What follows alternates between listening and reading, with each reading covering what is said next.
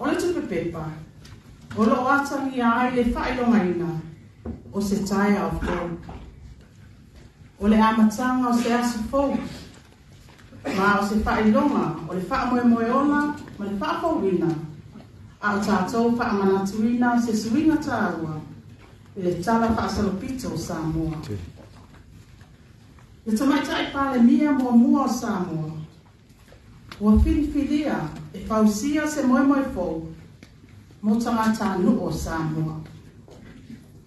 O le nei tupe pepa fōu, o loo iai le ata le pale mia tamaitai mua o Samoa, le awhionga i le sapapito, i a Fiame, Naomi, Mataafa. Talu mai le ono srutau sanga, o avea Samoa, ma mālotu tuatasi. O le isi tu o le tupe, o loo iai le ata, o le urua i pale mia o Samoa. Le awhionga Fiame Mataafa, whamuina mulinu u le lua. A au ia tau au i foina i lalo, le tanga vai e le maloni sila, i le tatou uruai tuatasi. O le isi fo i tūlanga mawai o le tupe le nei, ona o ata, o le tama, malona ala tamaita. O ila ua uma, ua tōwhia, i le ofisa o le pānia. I to tonu o le ono srutau sana, talu o le tuatasi Samoa.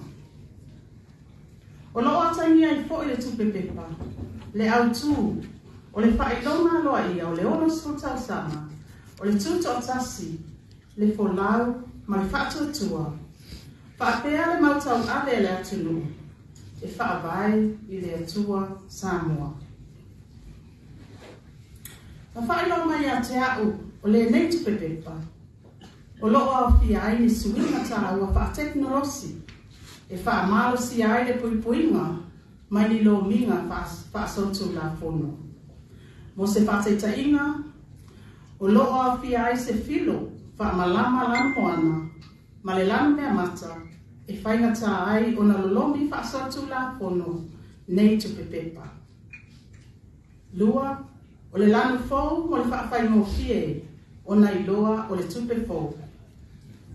Tolu, whailonga puipuinga, o loo whaonga ai le mamanu o le fungala au, ale atunuu, o le te wila.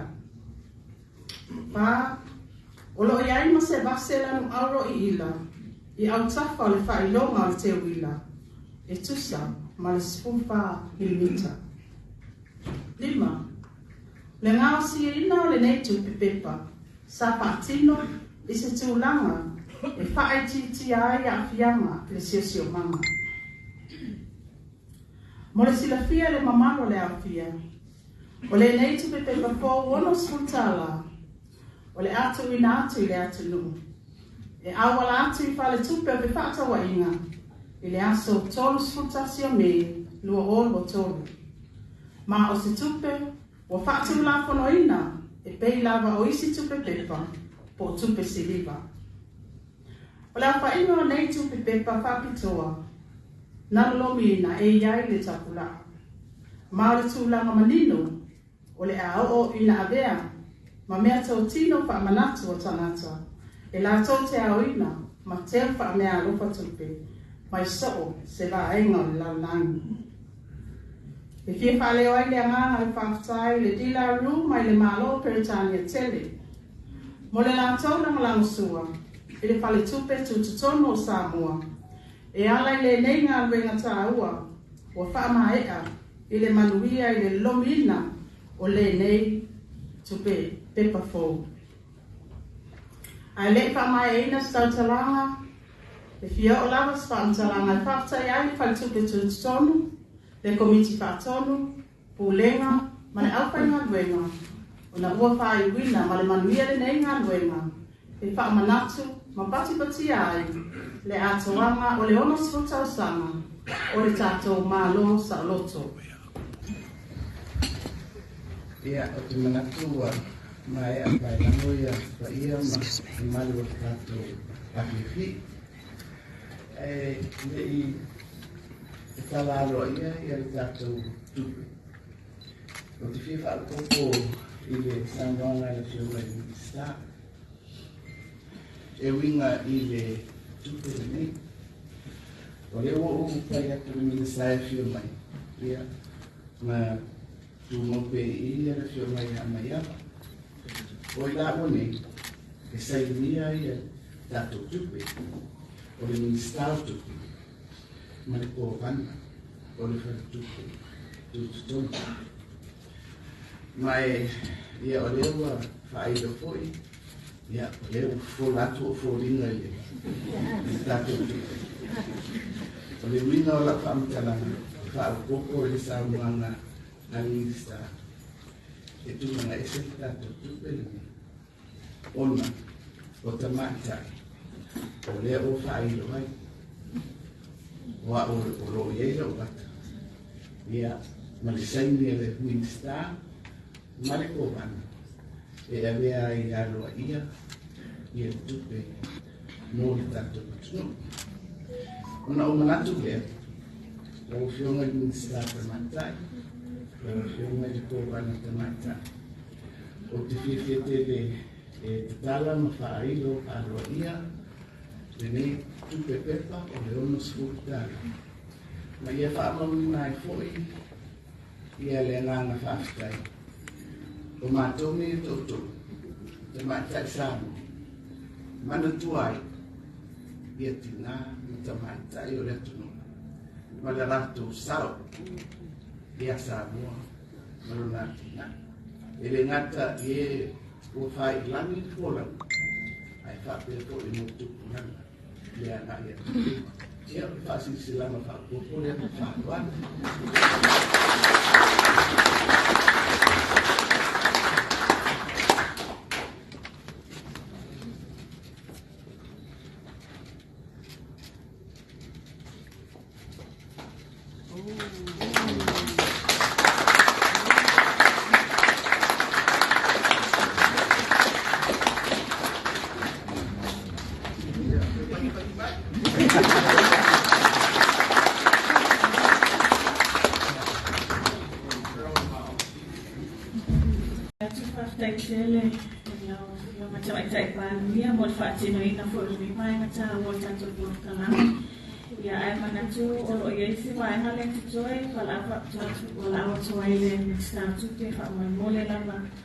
As host minister for this occasion, she has a few gifts presentation to be done.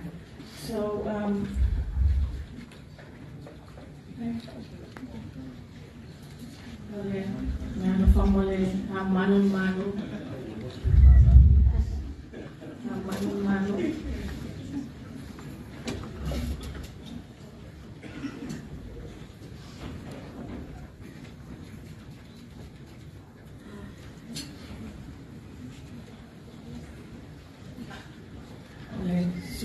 Sur fond sur tout prix.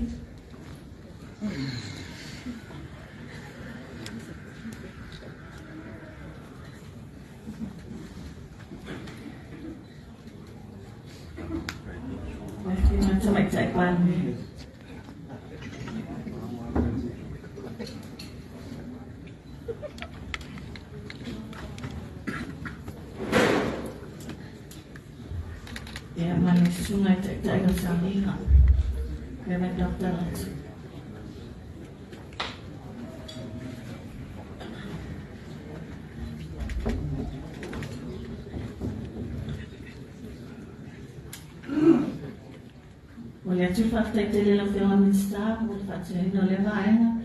For the rest of us, you're welcome to place your orders tonight for pickup on Monday so that we can pre-release the note to you, because the note will be released into circulation on the 31st of May. But if you want your note earlier than that, you can place your orders and you can pick it up at the Central Bank of Samoa on Monday.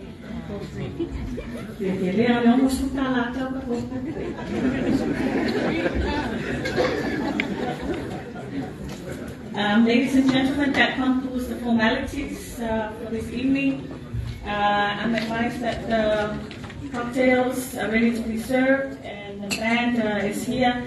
So please feel free to move around and view all this space and familiarize yourself with the security features of the banknotes.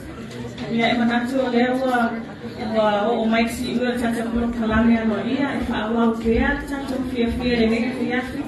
Ya ai manatu ona te ua leise si teimi te whao matua e matu whao talanga awau yo whai upulon matanga nei.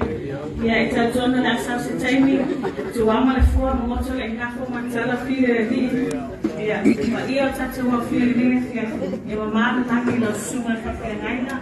Mamana lagi taita e malo whapea tuku mai o Samoa. Ya ai malo loina whamatalanga. Sa fua mai o manuia.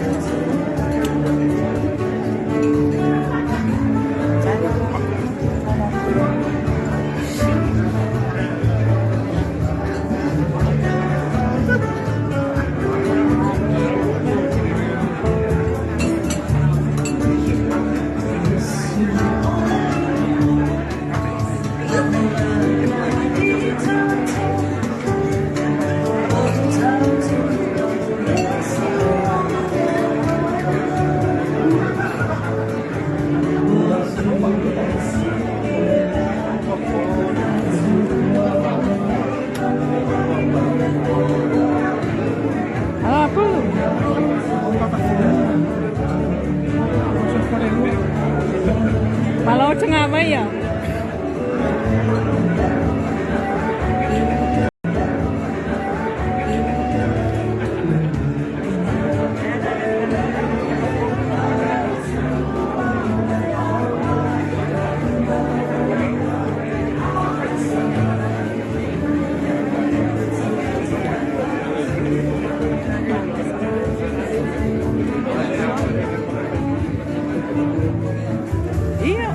Pai, o Milo len size 2.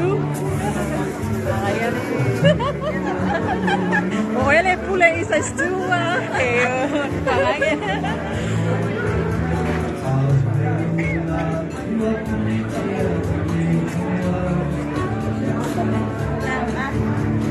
Hello, listen. What do you think of tonight? Oh, it's brilliant. It's an historical event, especially for our country to witness that 60 Tala note. It's an opportunity also to hear what the Honourable Prime Minister said, dedicated this 60 Tala note not only to herself on it, but for all the women, those who are past and those who come before us. So yeah, it's a win for our women too. Congratulations, Samoa. Good to see you. Good to see you too. Thank you.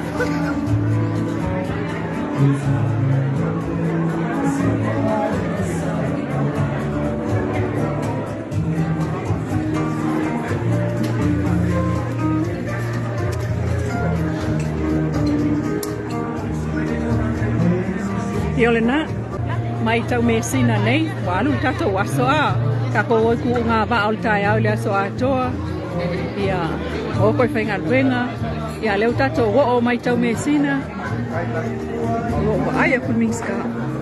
Ia tatonu o Tala ia na saunoa ia le whiunga minsta i lumai o, ia o lam saunoa ngā koia leo lea whai i o mela lea. O tau, o na vaisin tato pa umul nei e whiafi, ia ai whaftai ma mole toi whamalo mal whaftai tapo inga malo tato tunu ul nei vai aso ua whaiwina mal manuia ia pe au mga ruenga ngata nao sa whenga iai i lo tato tuto tasi ele tai uma tai au o le wau whalonga e usupo le wa tai au le ono e o aile malo mo sa la whai a wal wha moe i le whamna tuina o le sili ai le salau tau sanga talu o na whaabae ia pe tau nuu fo le Kalesia Katoliko Roma i le altele.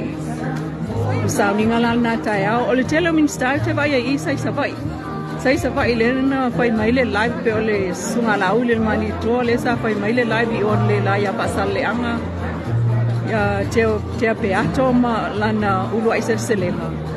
Ia mai si fo i pai pule. A lewo vai uma ia i bol nei le langolangoina ia male sapa ia le nei fa moe ta o ai tala fa sol pitol ta to tunu. Ia mole 12 fa tai tele lava le langlang sua. Company o fa pe na langolangoina ta to wala leo fa salau le tio polensia ile aso malo lava fa tai. On fa ai fo na tu sa watu ia le nei fa salaunga. Ia ma pu e mai pe awa o so umalava. A whapea lava e maua ia le fisoswani, ia o telefo le na, o tātou taimi e o ai tua. E whaasa launtu sa o atu i lo mota malau laua, ia a lo whale whainga ruenga. Mea o lo tupu i Samoa nei, ioi, Radio Polynesia. Ai mole nei e fiafi, te matea ai ua le na amata le mta upule nei le tau le fitu. Ia te matea ai po te alai titi le valu le nei taimi. Manuia tau manga tol ne fiafi la lo atul sapati tatu toe fe lo ile vaya so iluma ia matau manga sa alfa manga le ono sultau sanga ile uma tele ia fia mantua e tatu te tu a tatu fai me fa atasi au te to anga fo ia live atu tatu mene so o mai o ile so mua le e to tu ile lo ia le fua o le ono sultasi tau sanga le so mua le stofio vai so fo e so malo lo ai mato ia ai o le aso tolu tasi le fiafi o le vai aso fo o me le fa umai ia sa le ono sultau sanga ia oka longo winga e kau ki fai mea fa akasi fo ia i kai wai ka le fiku a maka fa ia formalities mai tai muli nuu i tia fau a solo e fai ala ia le fiafi le tale ono a matal konseti na e o fua mai atangata Samoa Ele kokongia se kupe. Io e. Ale pole ne ole sofalaile. Pone ole sofalaile le fa ia le dina. Oro fa ia le corporate dina po le tau maftanga fa sa ili tupe. O le fiafi. La lo fa fiafi ai ia le au fai pesa le punia lama e ngau tai fa le taalo. Tupe o malava e maua e ave uta e toi fa tau ini sima sini fo. Ile fale pa matoto i sabai ia mamoto tua ia toltono na o mono to sile fia o mana vai ngai tato tala fa salwa tol ba yasa molto minei manuia ia tol manga le fiafi tato to fe lo ai foi ila so atai au pe ai ni me mana ia ale ai ia ka pelo ila so fu fa so i fu ia